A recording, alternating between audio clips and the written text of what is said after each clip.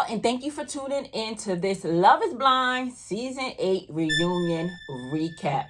Today, I'm just going to be going over the highlights of the reunion and the key takeaways. But let me tell you, I cannot wait to get to the Madison part. To me, the Madison, Mason, Alex, Meg drama, that stole the show for me. So I can't wait to get into it and talk to y'all about, like, is Madison, is she a mean girl or is she just misunderstood, right? I don't know. I'm still on the fence as of right now, but I just want to talk it through.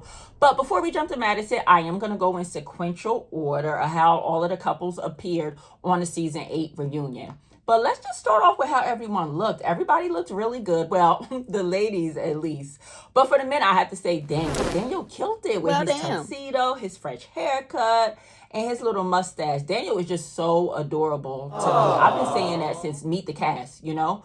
So he's just so adorable to me. He can do no wrong. But other than that, out of the ladies, I think Virginia killed it. Virginia looks so beautiful in her pink and purplish crystal dress. I love that. I loved her hair. She killed it. Also, I think that Meg looked really good. I was shocked. I mean, she's a cute lady anyway, but she looked good. And also Lauren. I was glad Lauren came and Lauren slayed. But everybody looked good. Also, some of them even look kind of unrecognizable with all of the glam. Yeah, and let's talk about the host. Nick and Vanessa, they did a pretty good job this time around with not letting people off the hook. But they did kind of let Dave off the hook just a little bit too much. But we'll get into that. But nonetheless, I think they did a pretty good job this time around. All right, so let's start off with Taylor and Daniel since they appeared first on the reunion.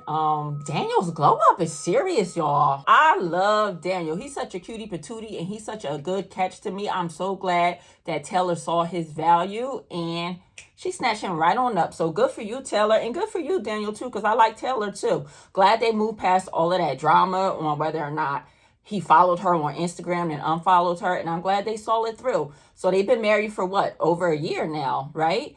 And they also, they bought their first home already. They've been going through some ups and downs just with their family because Daniel's mom has been sick. So they live in a real married couple lives, you know, going through family issues, buying houses, doing it all. And Daniel is so in love. Like, he even has Taylor's, her eyes tattooed on his chest. Now, I'm not gonna lie, I like Daniel, but the tattoo is a little bit strange. Like, the way he has it in a rectangle. I don't know. Let me know what y'all think too. But I don't know. Maybe he's going to be adding more to that tattoo down the line and making her whole face. I don't know. He didn't say that. But I love Daniel and Taylor. Wish them the best. I hope we get an update on them, you know, down the line. I'm sure we will. Now, the next couple that we see is Devin and Virginia. And Virginia, she used her big girl voice this time. She said it herself on her Instagram, though. Like, I used my big girl voice. And yes, she did, because she stood on business, y'all. Like, the way she was coming at Devin, right? Like, they asked again about the differences in their political views and why she didn't say yes at the altar. And instead of like technically like throwing him under the bus, although she kind of did in a boss way. She's such a boss.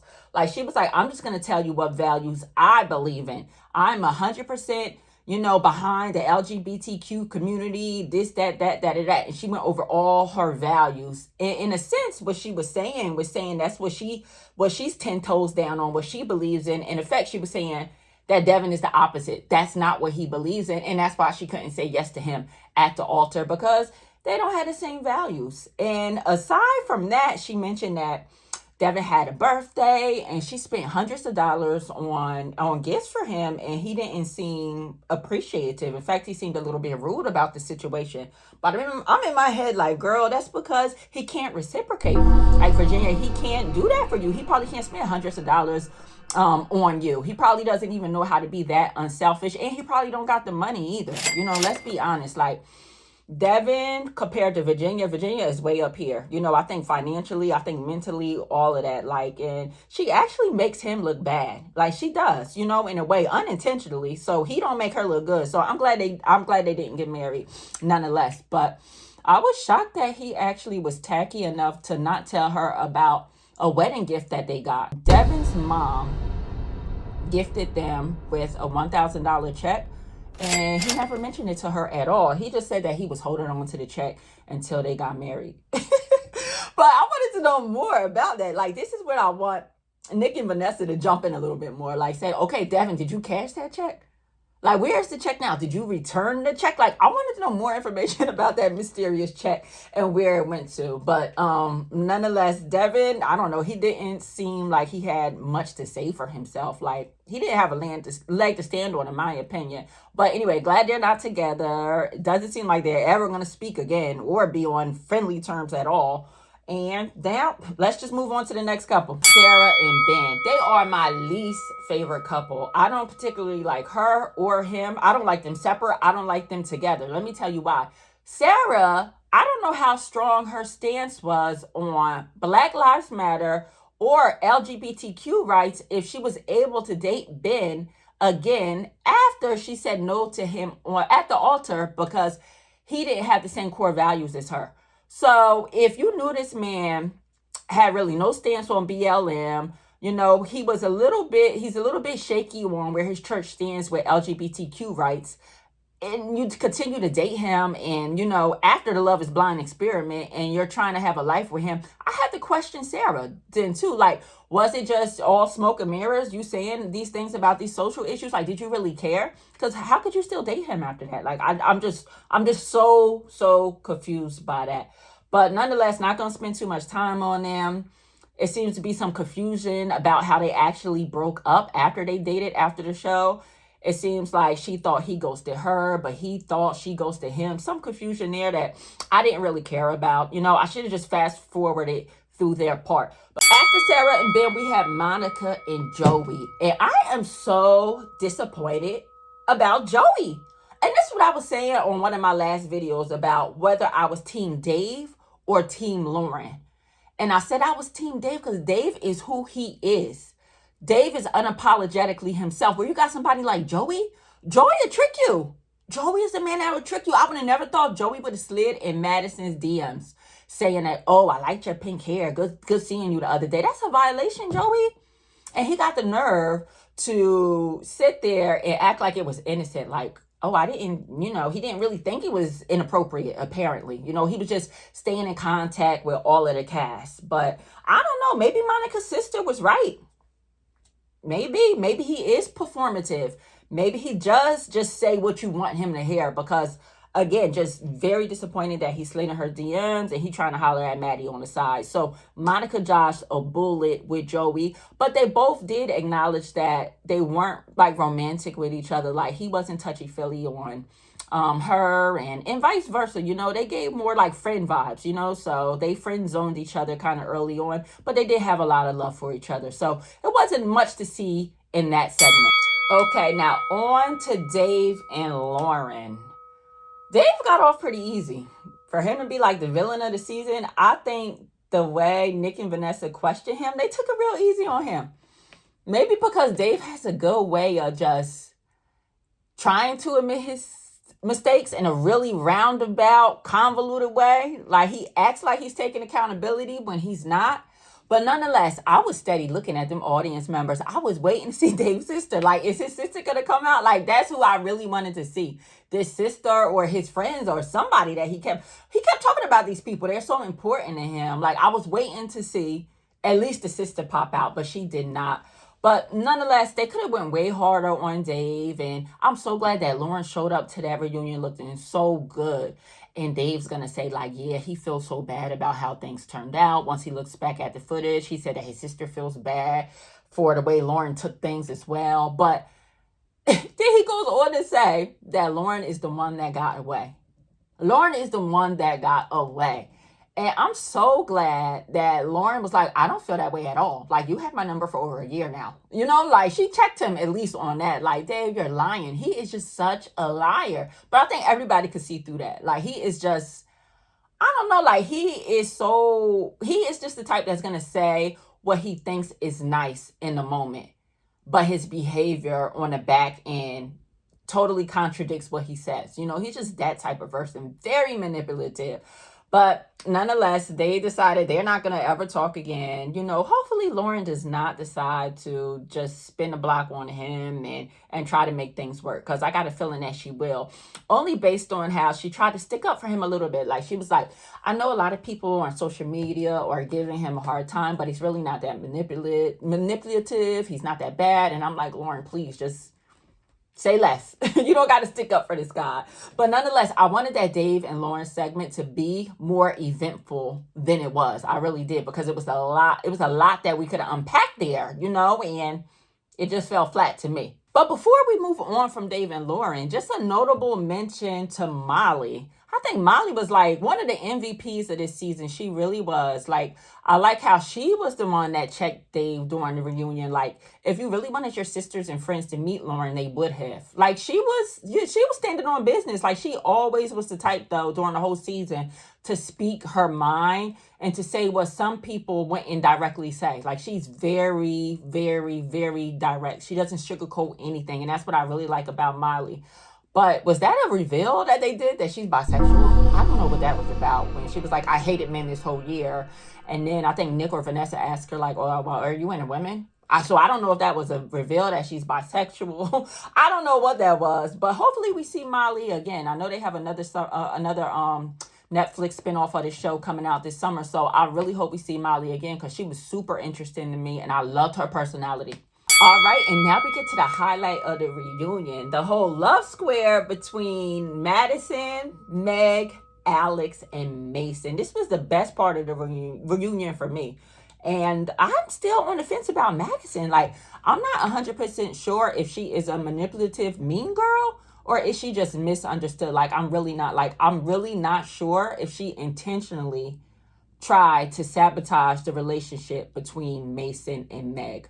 So, just to recap really quickly, after the show, Mason and Meg, they did their own reveal. They started dating off and on. It didn't work out for them, but now they're just really, really good friends, And they had a lot of time. The reunion is a year later. They had a lot of time to talk things over, and they are both just all against Madison and thinks that Madison did sabotage their relationship. And Mason thinks the same thing as well. So on the reunion, we see those three teaming up on Madison, and Madison's trying to stand her ground, And Meg is just like, I'm not sure, Madison, if you were so sure that you were not going to date Mason, like, why did you string him along? Why were you so upset about what Mason was saying, that he said you were his number one, if you knew for sure that you wanted to be with Alex anyway? Like, what was the big deal? But let me just pause real quick, because Meg was coming off a little bit as a pick-me. Like, she was on the two guys side. She left Madison out to dry. I feel like she could have just said one thing to relate to Madison just a little bit, because those guys will turn on you in a hot minute. Just one thing, girl, just to be a little bit of a girl's girl. But she was just so angry and mad the whole time at Madison, right? So Madison's just trying to prove her point. Like, listen, yeah, I was dating both Alex and Mason, but Mason was dating both of us too. Like, girl, you were there. Like, you came to the same conclusion that he was telling us the same things. Like, kind of like, were you not there?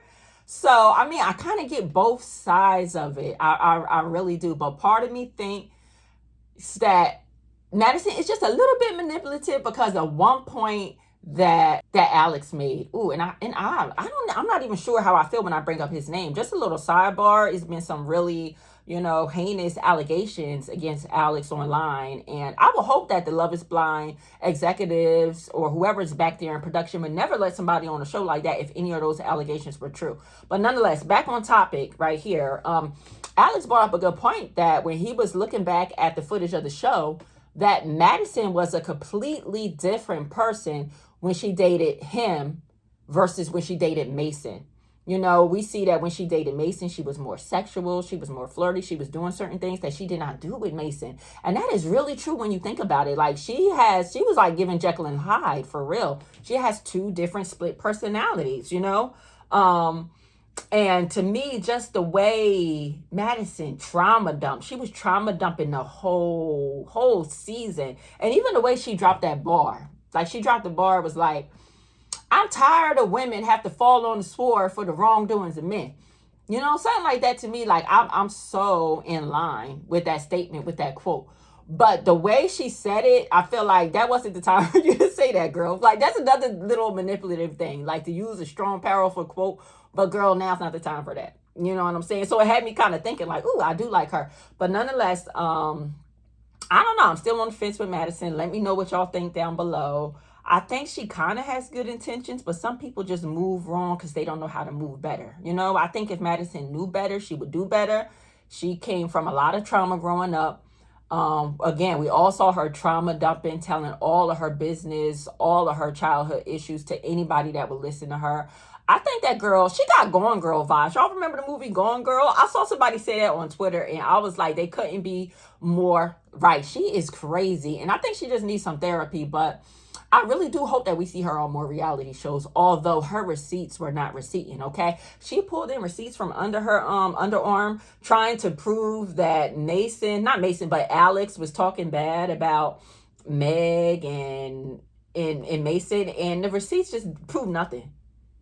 Like, literally, like, those receipts were so corny. Like, I think she probably saw that on other reality shows of women doing that, but the receipts did not prove her point at all. But I mean, overall, I really hope that we see Madison on more things. I hope she gets the therapy she needs, but I feel like she always tries to have a moment that somewhat falls flat. And then the reunion, it just ends off with a musical performance that was very bizarre. Now they're putting musical performances on Love and Blind. I was not watching that. And yeah, even though the top 5 moments in Love is Blind history, those fell flat to me too. I'm not sure who picked those top 5 moments, but they were not my top 5 moments from Love is Blind history. But nonetheless, overall, the reunion was pretty good. Not super lit, but it was okay. You know, definitely went and watch it again. But I definitely can't wait to watch the next Love is Blind season in Denver. Hopefully we see more compatible couples. Hopefully we see more respectable, commendable men on the show in Denver. But nonetheless, guys, if you made it this far in the video, please make sure that you like the video and also subscribe to my channel if you do like watching TV show reviews and also movie reviews. See you next time. Peace.